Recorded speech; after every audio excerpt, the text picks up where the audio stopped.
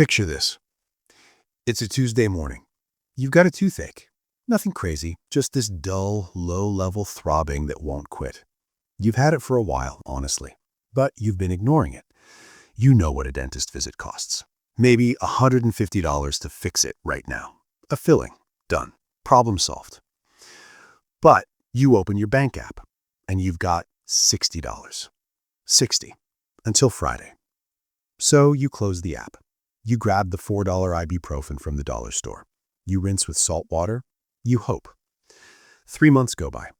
That cavity you ignored has quietly eaten through your tooth. Now it's infected. Now it's a root canal, $1,200. Then a crown on top of that, $900 more. You miss 2 days of work because the pain finally won. That's another $240 gone in lost wages. $150 turned into $2,300. Not because you were careless, not because you made bad choices, because you couldn't afford $150. This isn't just a bad break. This is a math problem, a specific, measurable, suffocating tax on not having money. My name is Khan, and I spend probably too much time thinking about the hidden mechanics behind why some people stay stuck no matter how hard they grind. If you've ever felt like you're working more than you ever have, but your account balance looks exactly the same, or if you know in your gut that one bad week could unravel your entire year, hit subscribe.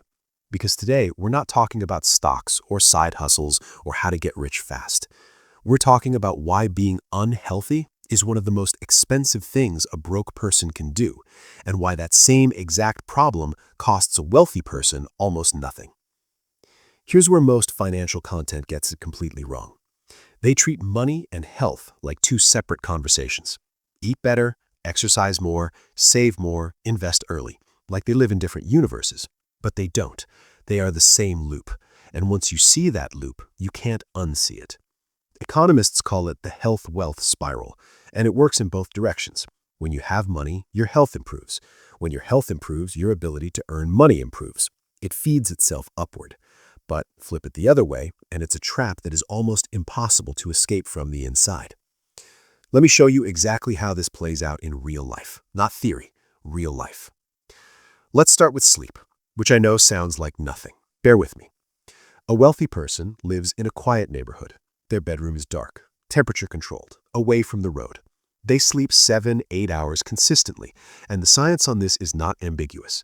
Proper sleep improves your decision-making, your immune system, your emotional control, your productivity. It literally makes you a sharper, more resilient human being every single day.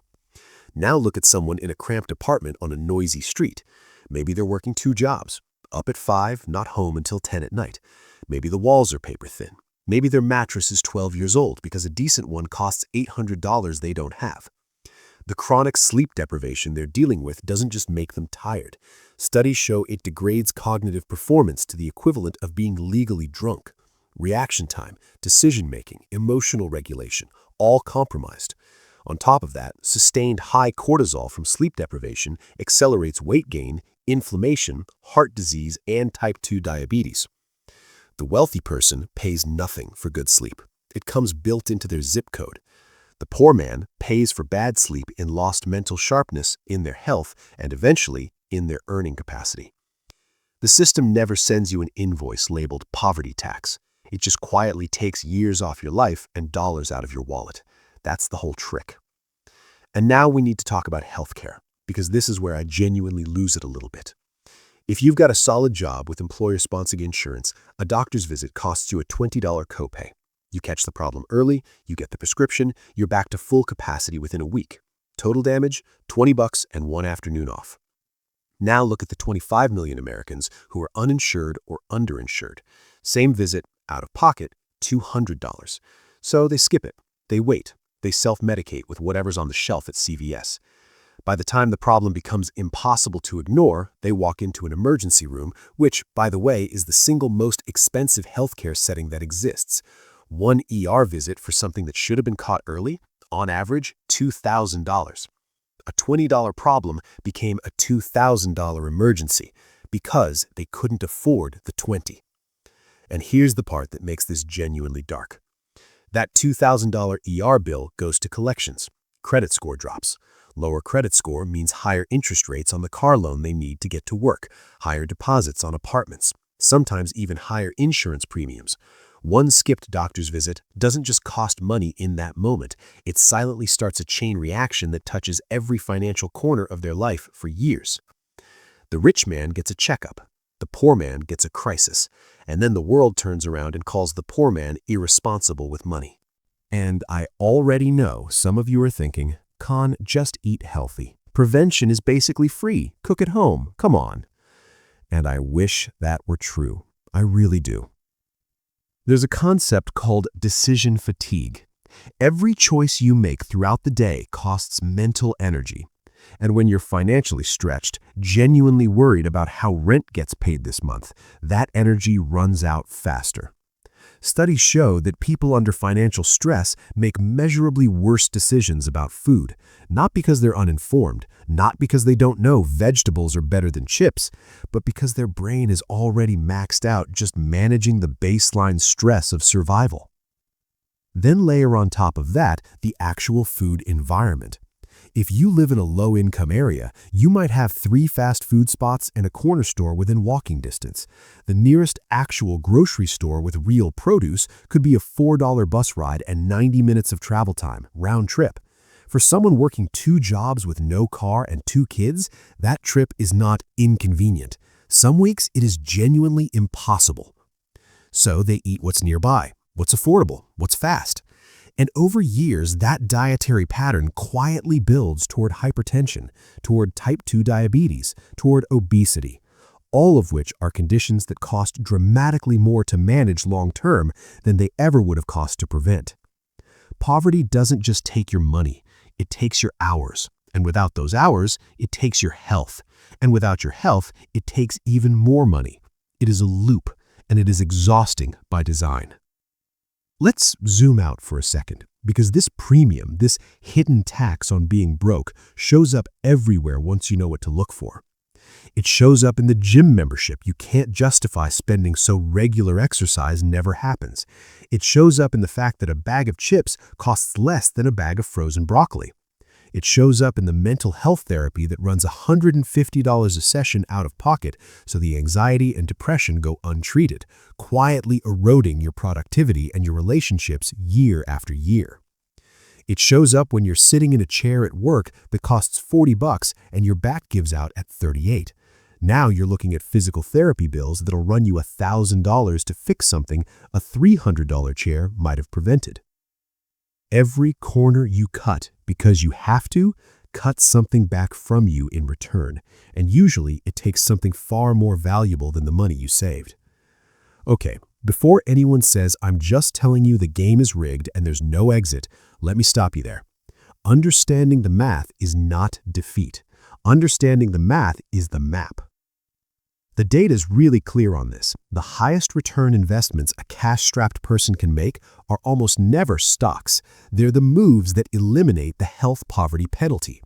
An $80 dental cleaning that prevents a $1,200 root canal is a 1,500% return. $30 on a decent pair of running shoes so you actually exercise and potentially avoid $200 a month in future medication is a generational investment. The $4 blood pressure pill you take consistently instead of ignoring hypertension until it becomes a stroke. These are not small decisions. These are the decisions that change the entire trajectory. I call it the health buffer, and it works the same way a financial emergency fund works. Once you have a primary care doctor you see once a year, a dental cleaning every 6 months, a consistent sleep schedule, and your prescriptions filled, the whole math of your future changes. Because when you're actually healthy, you think more clearly, you perform better, you miss fewer days at work. You have the mental and physical energy to build that second income, pick up that new skill, pursue the thing that eventually shifts your trajectory for real. Your health isn't a lifestyle expense, it's the foundation. Every single financial goal you have sits on top of it. So here is the actual move. Not buy crypto, not grind harder. Sit down this week and audit your life for health costs that are silently growing. Is there a tooth that's been bothering you? A prescription you stopped filling because of the price? A a checkup you haven't had in 3 years, a pain you've been ignoring. Find the one thing that if you leave it for another 6 months becomes catastrophically more expensive. That's your ticking clock. That's the one.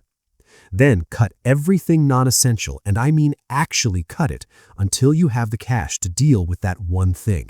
Sell something, pick up one extra shift, pause 2 subscriptions for 60 days, because whatever you spend on that appointment right now, it isn't a bill.